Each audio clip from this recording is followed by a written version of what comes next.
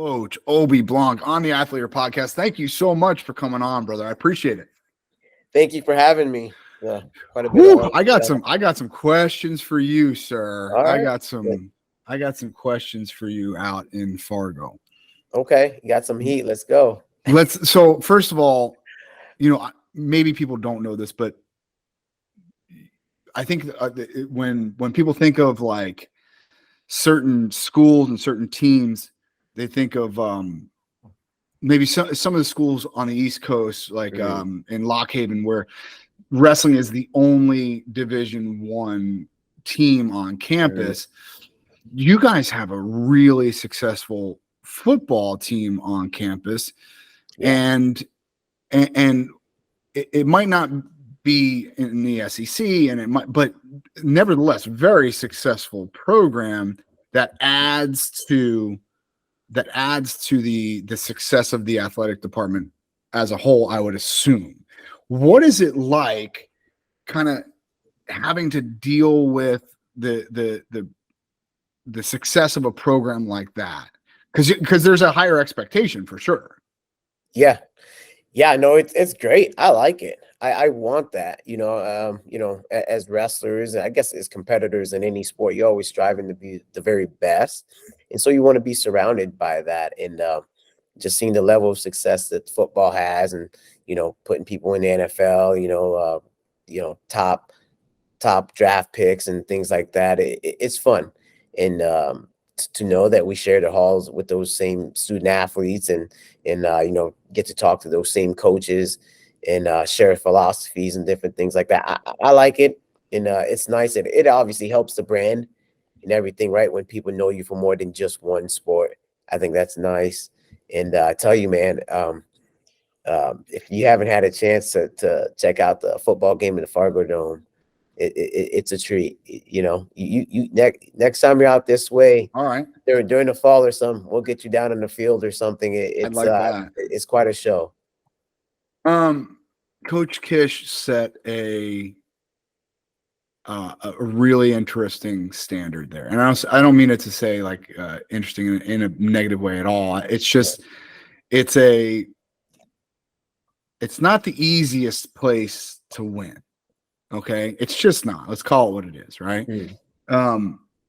But he set a pretty high standard. Okay, what does that look like in your world? Meaning, when you step in as the head coach, how do you plan to kind of keep the ball rolling, so to speak, in Fargo?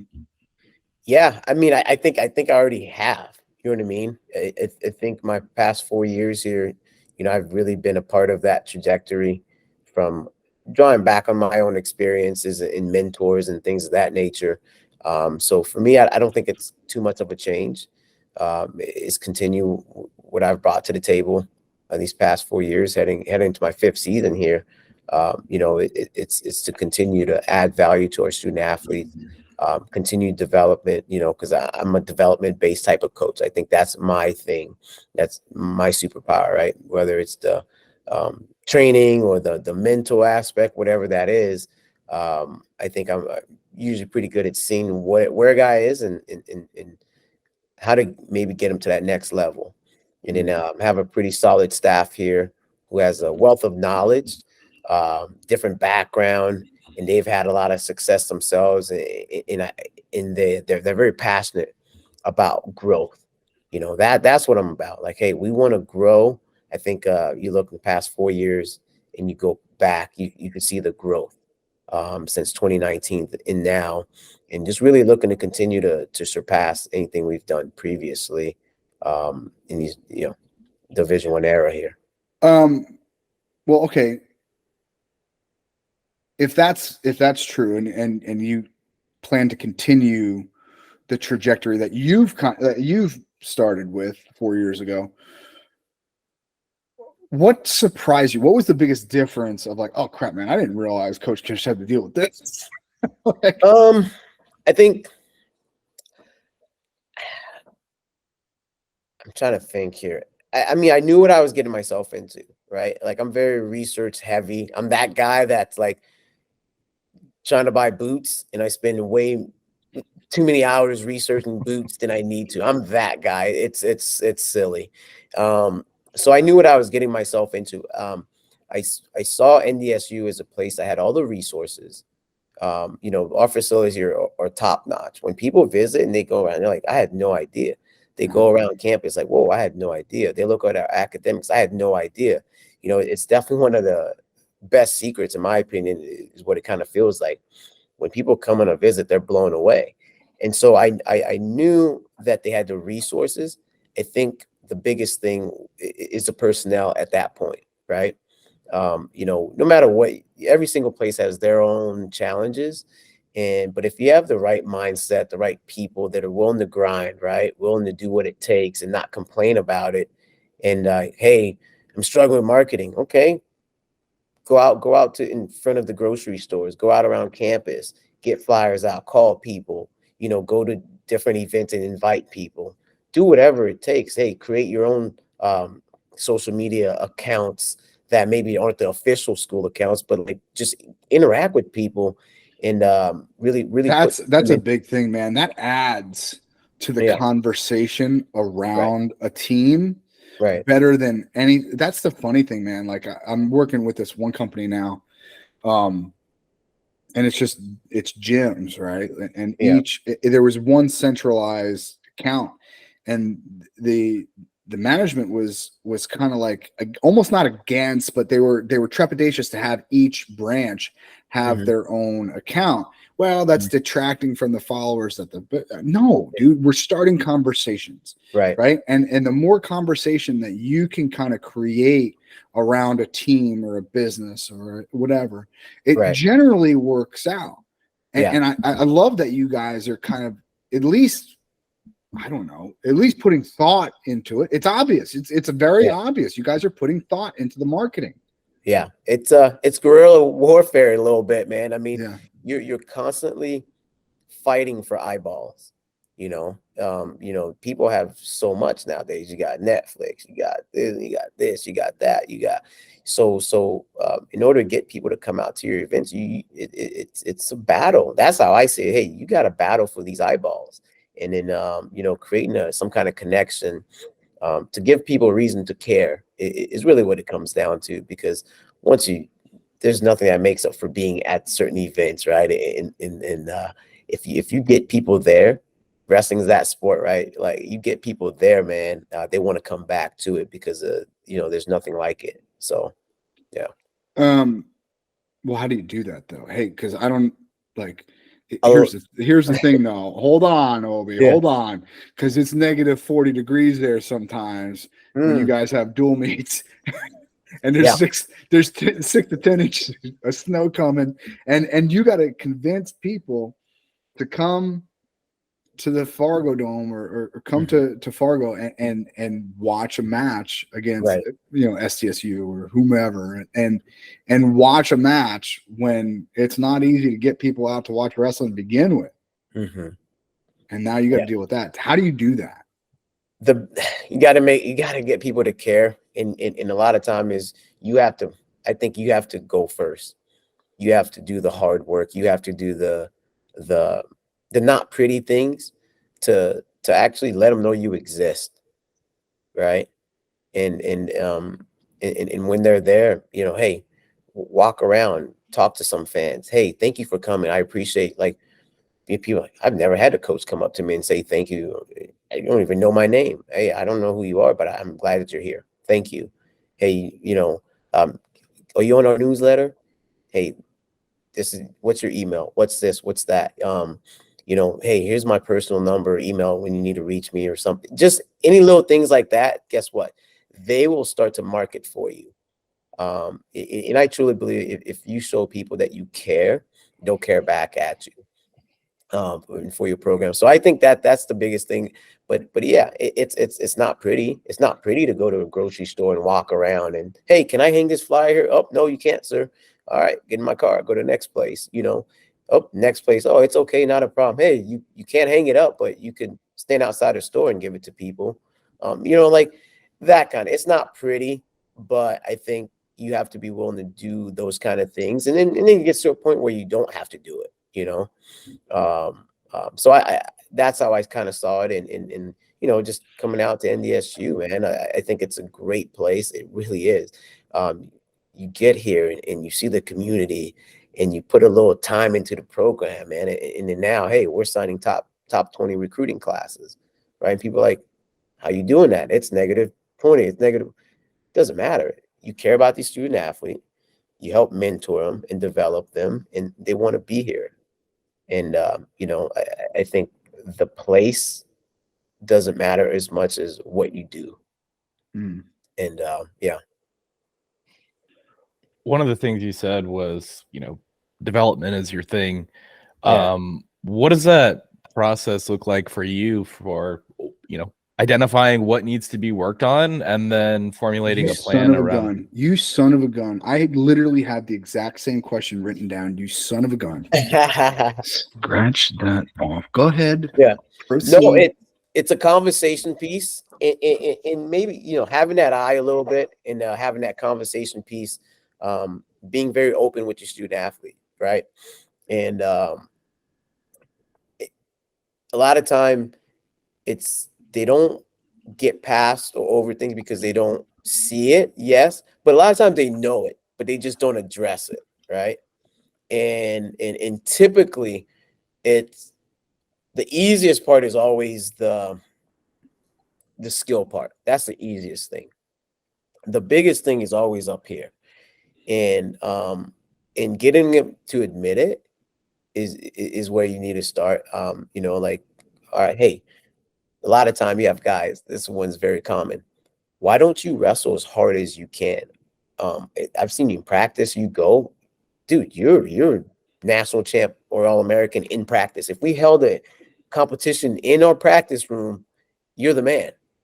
You know, and you find out a lot of time they're worried about being tired. They're worried about this. They're worried about that. Okay, well, you're scared to get tired in competition and you want to, okay, let's write it down. I am afraid to go as hard as I can because I'm worried about getting tired. Okay, so you write it down. Oh, that one hit me. That one hit me because it makes it different. I don't know why it's different, but it is. Yeah. Go ahead. I'm sorry.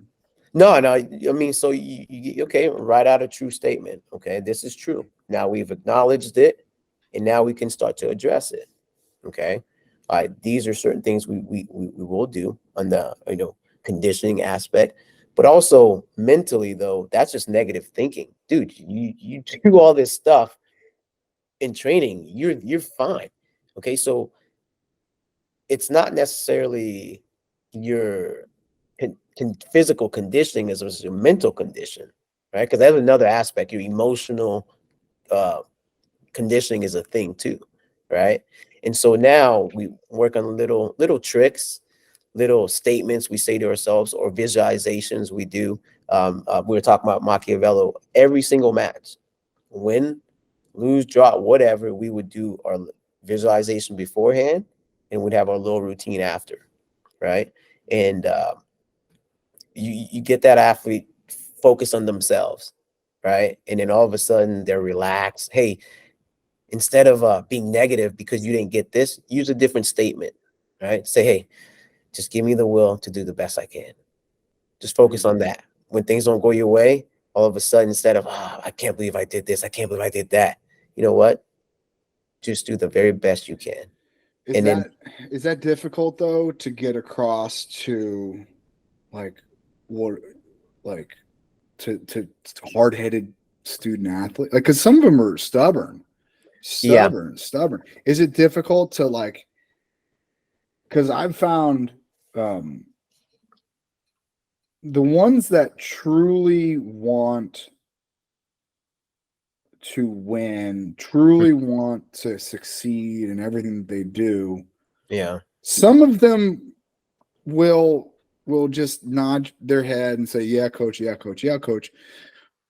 But also some of them will really take it in. Right. And it's difficult, man, to know which one's which sometimes, right? I got a kid on my head right now that I know he's full of shit when I tell him that, like, you got to change. No, really, man. Like, you got to change the way you think about this stuff. He says, Coach, I was nervous. I said, you weren't nervous. You were excited. They're the exact same thing. One's positive, one's negative. They're the exact same thing. The symptoms are the same. You're just giving it a negative connotation. Right. And so, like, how do you do that and really have it sink in with these kids? Yeah. So I think you're right. I think some athletes, they will not all take what you give and make something out of it. And at that point too, like, hey, that's just not what you really want. You're right. Hey, you might just want to wrestle and be part of the team, but do you really want to be a state champ or national champion, All-American, right? And then those individuals, when you talk to them and talk about these growth points, if they're really serious, they'll take it. And a lot of it too is spending a lot of time, I think, outside of the room with the guys. I think some of the biggest growth points happen outside when you're sitting down. Hey, let's grab coffee. Like, if I know that's interesting. If a student athlete really has some mental issues, I think you really need to get away from the wrestling room in like a space where they're not. Sometimes too, it's hard to take it around their peers, right? I think, get them in a nice relaxed space over lunch, maybe in the office. I don't know, anything, coffee, and then hey man, and then you start having those conversations, and you start having a actual attack point. And then it's like you walk it with them. I think it's hard, man. I never thought about it that way. Yeah, you have to walk with them at first because they just have no idea. It's like you don't know what you don't know, right? And so you have to walk with them a little bit, and then I think that really helps them to understand it. And then too, they want to please you. I think they want someone to believe in them, and then when they get that, they're like, wow. I want to follow you and listen and do whatever. And then so you have to really, I always say to my guys all the time, like, if you give me 40, I will go 60. You know what I mean?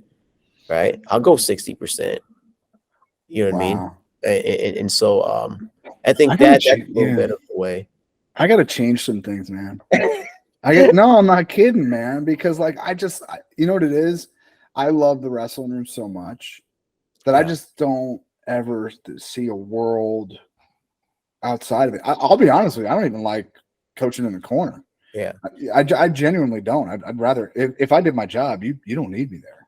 Right? Yeah. Like, so you're probably like, I don't understand how you don't love this as much as me. Yeah. You know what I mean? I get a lot. You love of it that. so much, and it's very apparent. I do get that a lot. I'm like, what do you mean you don't want to practice? I drill. I'm 74 years old. I freaking drill every day, dude. Like, what are you talking about? Like, you don't want to do that? I literally only strength train just so I don't get hurt. Right. That's literally the only reason I do that. Right. Okay. So I want to talk a little bit about strength, because there's like grown man strength, and then there's like country strength, and then there's like North Dakota country strength. Dude. I forget who. I don't know if it was Frantic or one of the guys. I think I grabbed them during Fargo one time, during the national tournament one time. But it's just a different level of country strong. Yeah. Okay. How do you go about? Because there's a drawback to that sometimes. Sometimes these farm kids, they don't know when to stop. Yeah. Right. Like, they've never heard of days off. They don't get days off. Yeah. Right. Like, so how do you deal with a kid who grew up on a farm, and before school, this dude was out there milking and feeding and baling hay. Right. How do you tell a kid, hey, you need to rest, dude? Yeah.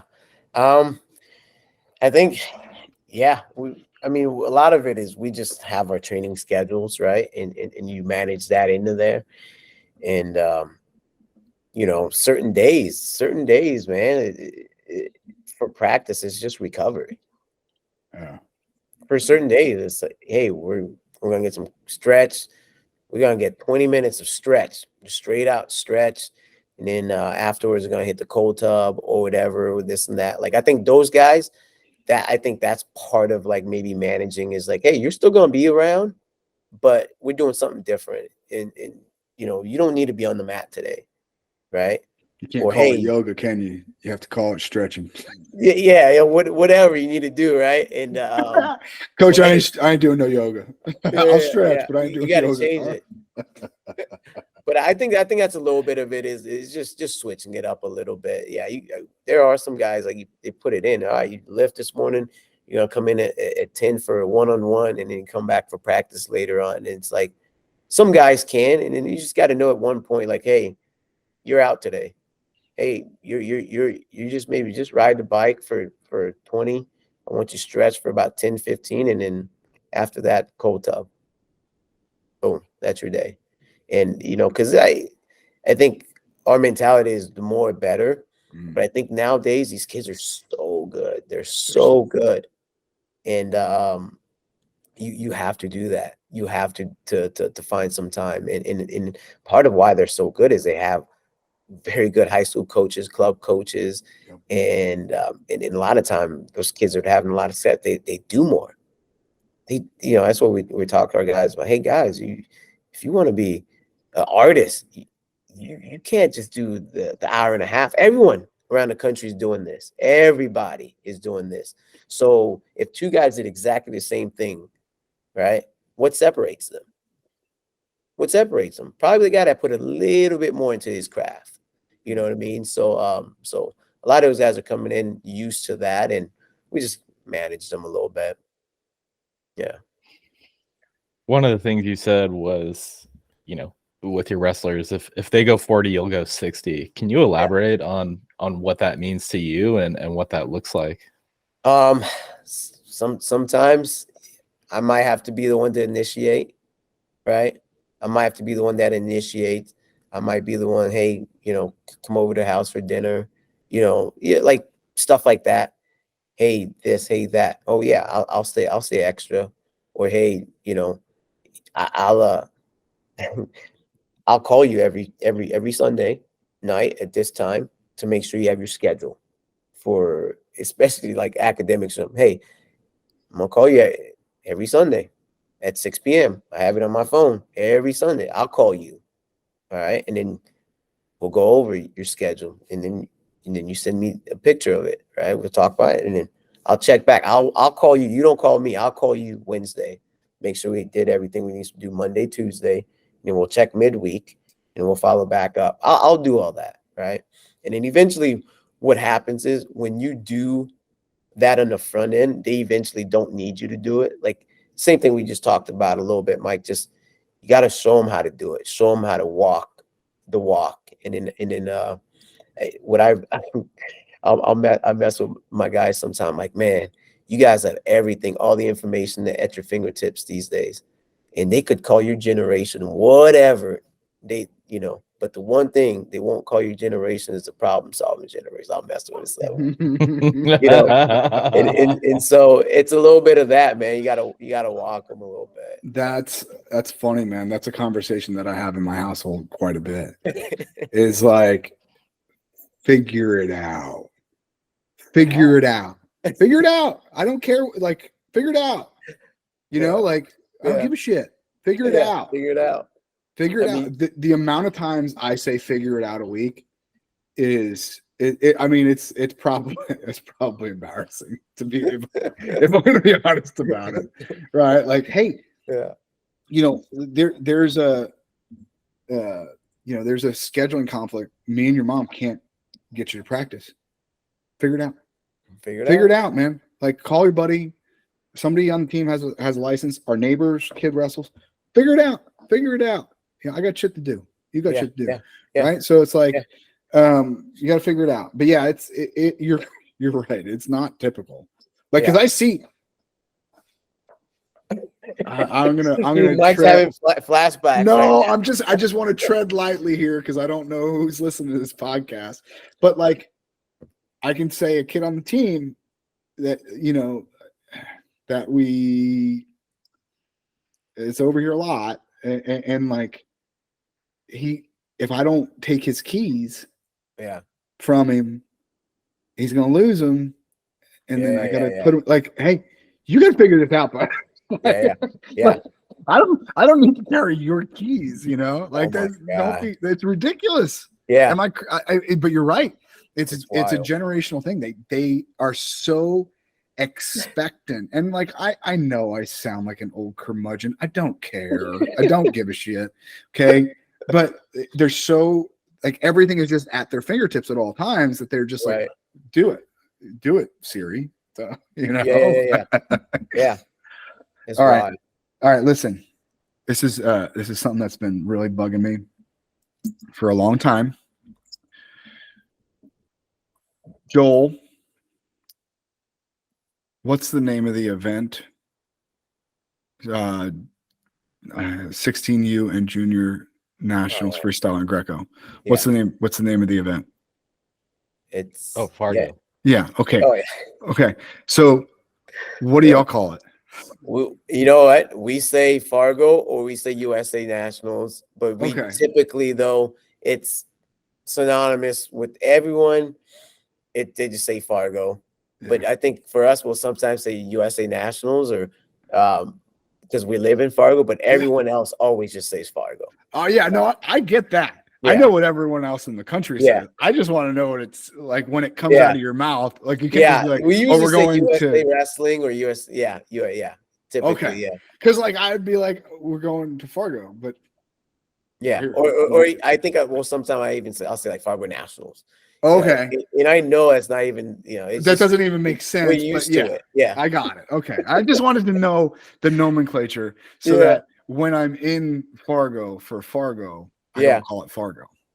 Oh, yeah. It's funny though. People get it though. They're used to it. They get it. Yeah. Yeah. It's it's interesting though, man. Yeah. Because your town changes for 10 days a year. It changes, right? Like it is a sleepy little town until the USA Wrestling trucks show up, and it's just like boom.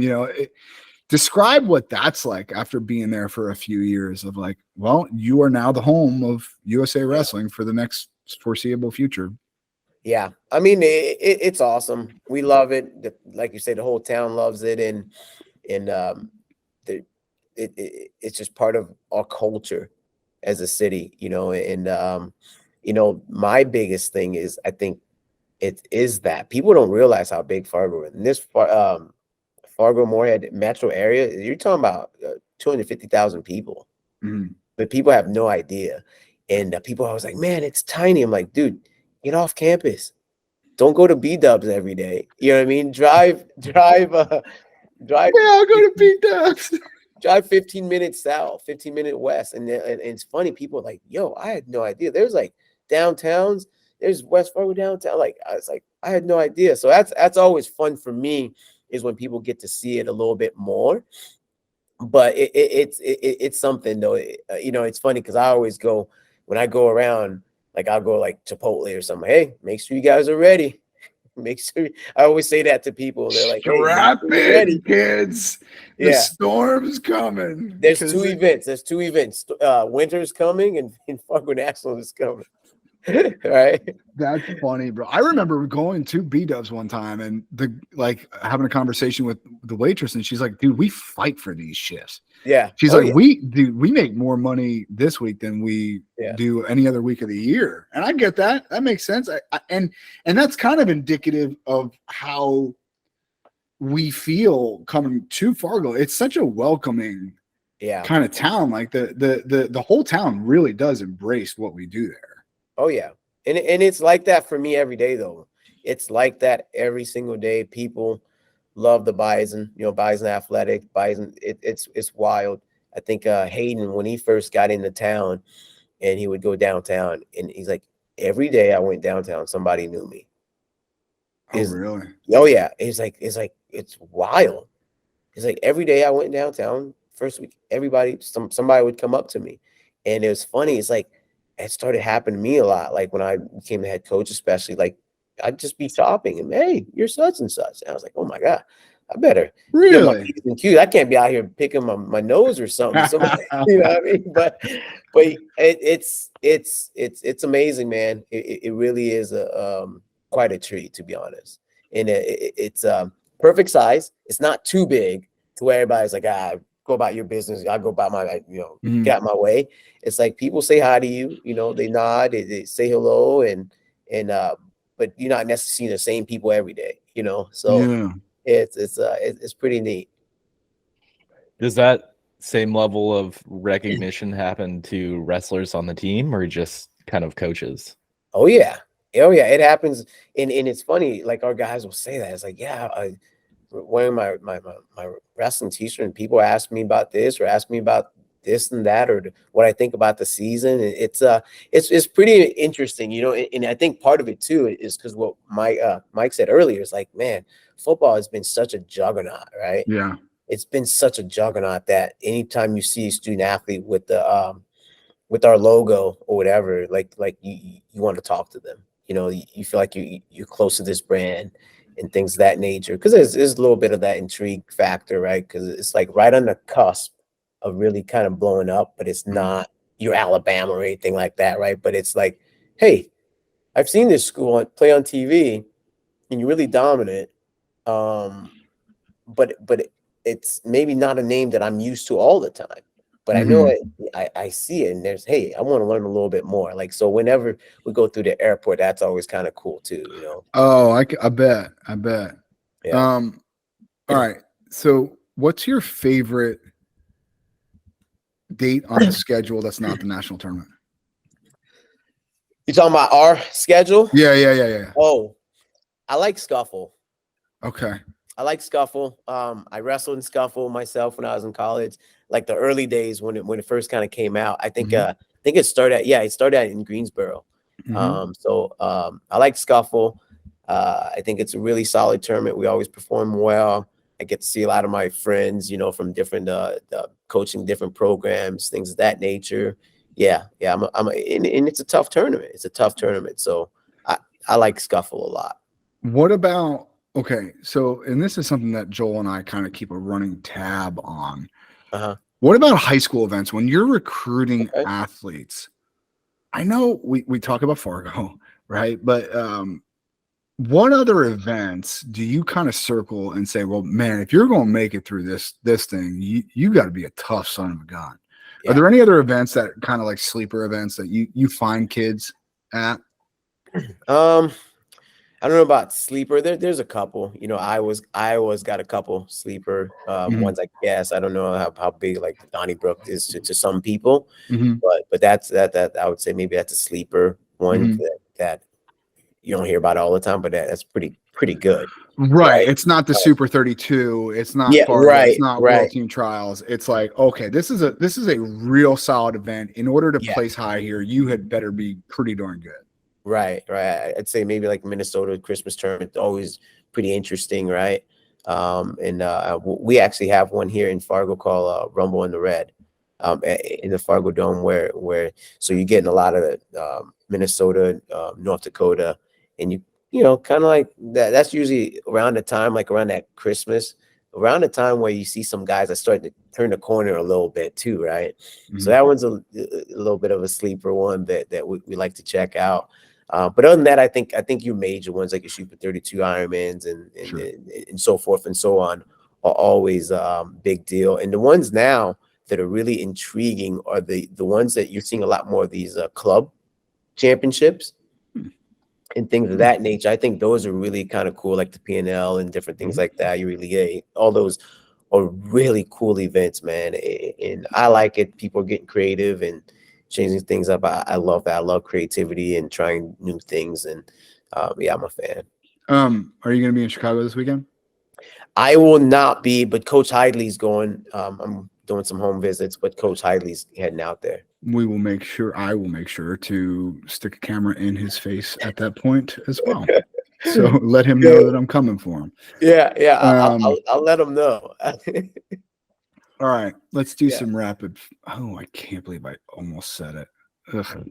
All right, let's do some quick questions here. Favorite wrestling shoe of all time? I wear them right now. So I'm a huge fan of the Wizards. Oh, really? Yeah, huge fan. Huh. Huge fan. Right. Like right. I wear the all black, with kind of like the almost a higher ankle one. Yeah. Yeah, big fan. I'm a huge, I don't know, full sole. Is that? Yeah. Yeah. Right. I'm Not the that split guy. sole. Really? Yeah, I don't like split soles. All right. So here's the thing. I was never a big fan of the rule-ons and like aggressors after them because the sole on them wasn't flexible enough for me. Right.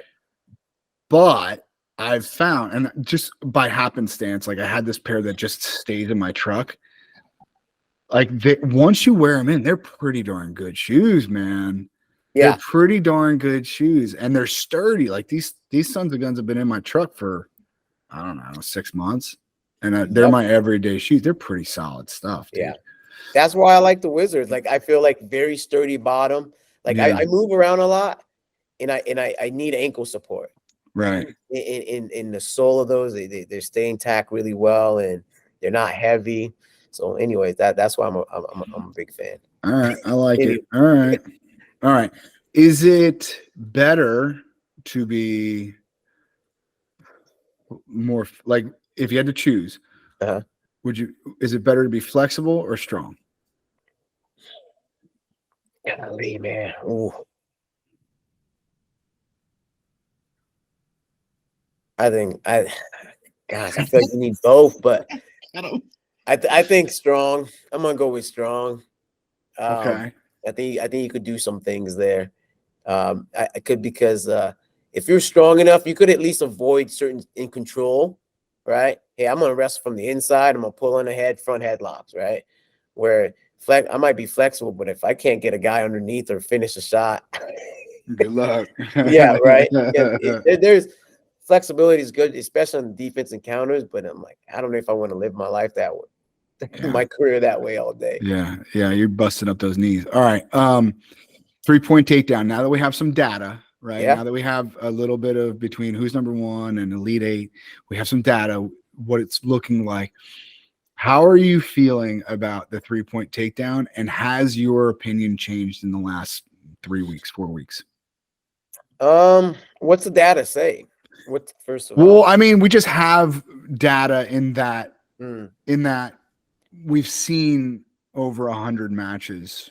Yeah, with the 3-point takedown. I don't think too much is going to change in the sense of maybe how people approach it, right? I don't know. For me, I would be quite aggressive to go get these 3-point takedown, right? But I don't know how people are going to approach it. But I think what you're going to see though is you're going to see. I anticipate you'll see shorter matches where there's a bit of a mismatch, right? And you're saying you're going to see a whole lot more tech falls. Yes, and happen a lot faster. And which honestly, I think it's good. I think shortening your dual meet time frame, it's not a bad idea. Where there's a big mismatch, like, hey, let's go get this match over with. But I think it's not going to change the outcome. Like your best guys are still going to win. Right. You know what I mean? Right. But I think instead of being out there for 10 minutes or whatever, you might be out there for 7 total minutes between your stoppage and yada, yada, yada, all that stuff. I think that's what's going to happen is you're going to see the mismatched matches be over a lot sooner. That's what I anticipate the biggest. I think like who's number one is probably a very bad indicator of that, where you have just two studs. You're not gonna see a mismatch. So it won't matter as much, right? Right. Okay. Yeah. Okay. I think some of those elite tournaments, not so much, but some of your other in your duels, especially, you'll see that happen. You were at NC State for a bit, and Pat and I have spoken at length about this, and I gotta assume that you've spoken to him at length about this. What do we do to make this sport more fan friendly? More fan friendly, huh?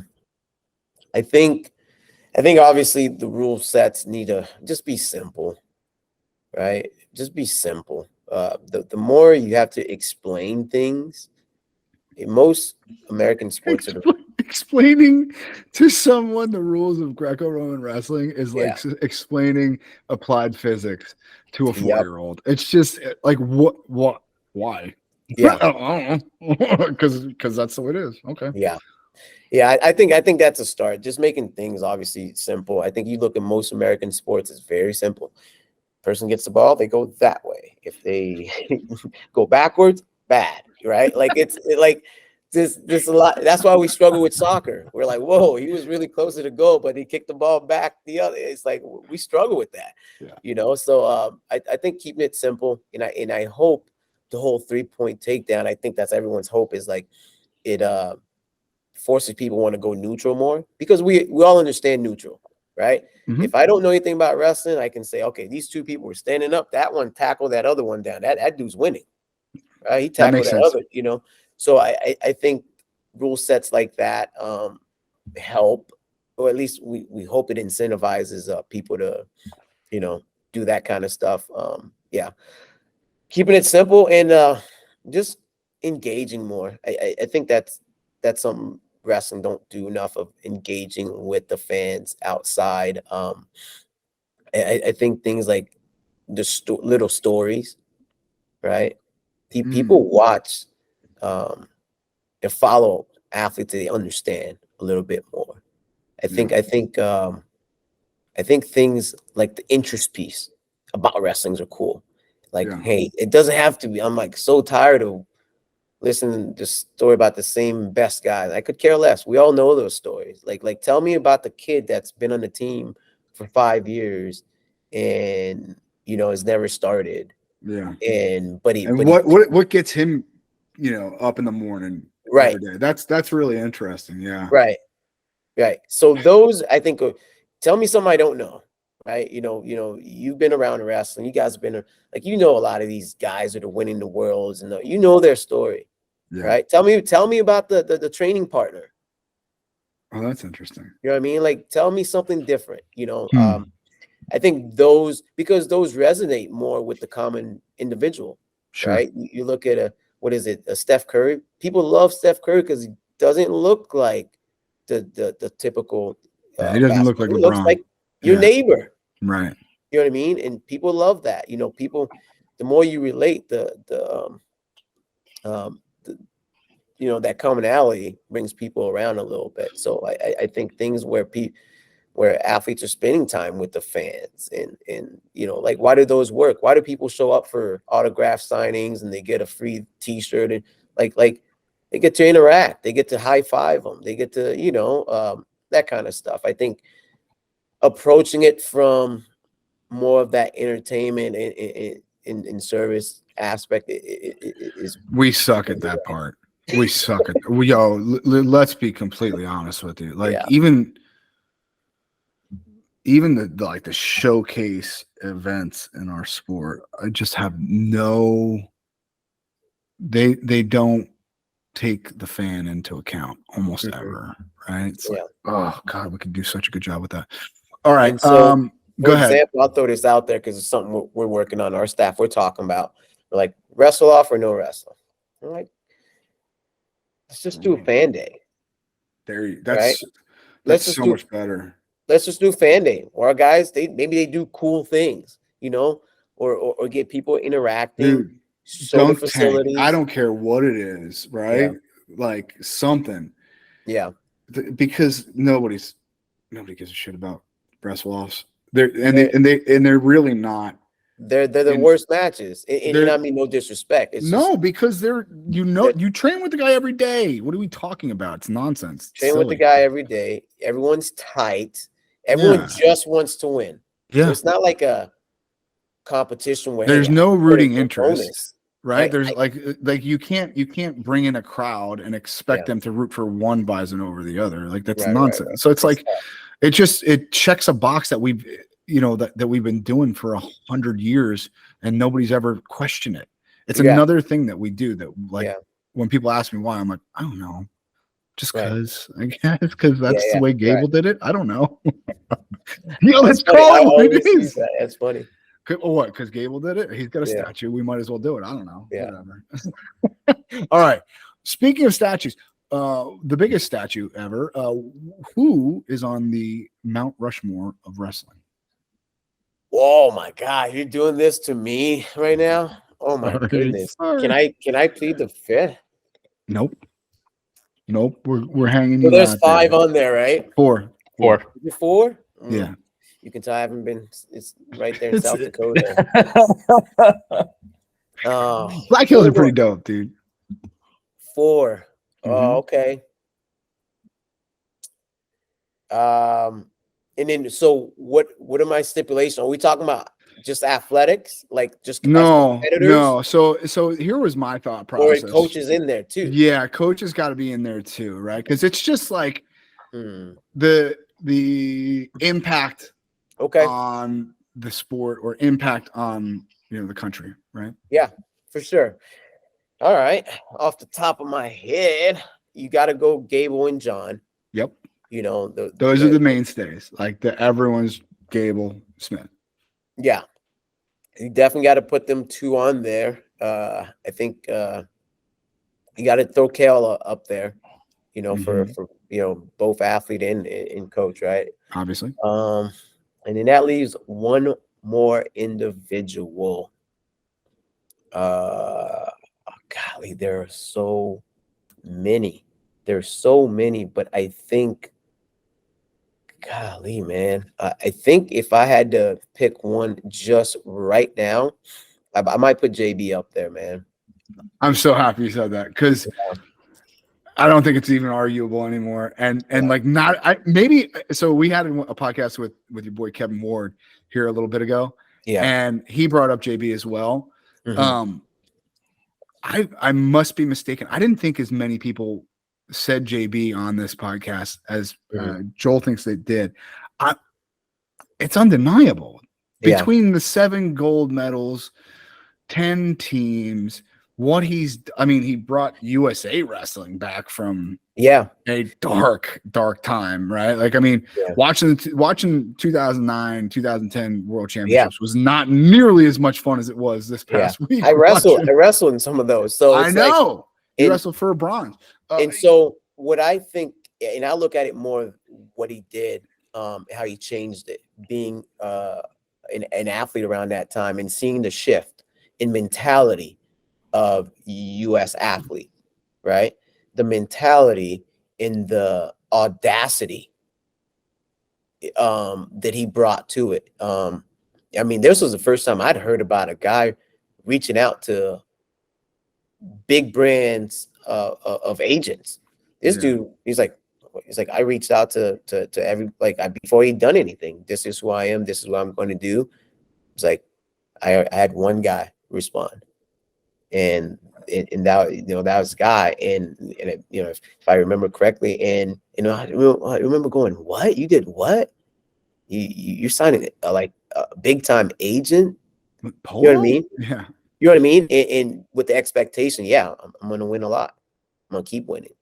And then how the marketing, right? Mm-hmm. The social media, the contracts now, right? Guys are starting to get contracts with legitimate, businesses, big business, not none of that happens without JB. Right. Not your local, gear company, right? Yeah.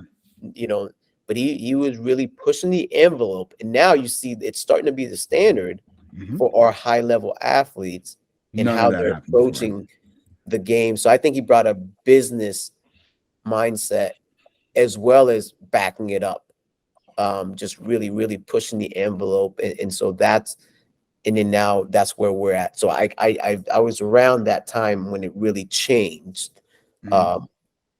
And obviously the RTCs and stuff like that with Coach Jones, really those were, I think, the 2 major shifts, RTCs, and then how JB kind of really went about the true professional aspect of being a wrestler. So, yeah.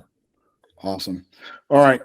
Joel, unless you have anything else, we'll let Coach Blanc get moving here. Before we go, how can people get a hold of you? They want to get a hold of you on social. Yeah. I'm at Obe Blanc nothing crazy, right? Nothing wild on Twitter. But I think, probably the easiest way is just email me, obenson.blanc@ndsu.edu. Go on gobison.com, pull up my profile, and you'll get my information that way. I'm not that hard to get a hold of, right? And yeah, whether it's social media, Facebook, Twitter, whatever. I got to get in my Instagram game. I got to step it up. But yeah, pretty easy. But I think emails are my favorite way. Student athlete that emails me, this is who I am, this is my GPA, these are some of my results, maybe a link to a film or whatever. That's my favorite. I will almost every single time I will look you up and kind of with their contact information. That's my favorite. Oh, really? Yeah, that's good to know. Yeah. I can't imagine that's terribly typical. Do you think that that's typical of kids do it? Kids do it. No, but I mean, like, do you think that that's typical of a lot of Division I coaches? Oh, I don't know. I just know for me, I'm at least gonna give you a look. I'm at least gonna give you a look, and most of the time I'm gonna respond to you or somebody in our staff or something. Interesting. So, I just think if you're willing to take that time, man, I can at least put 2 lines and say, hey, we'd love to conversate more. Hey, apply to the school and try to be a walk-on.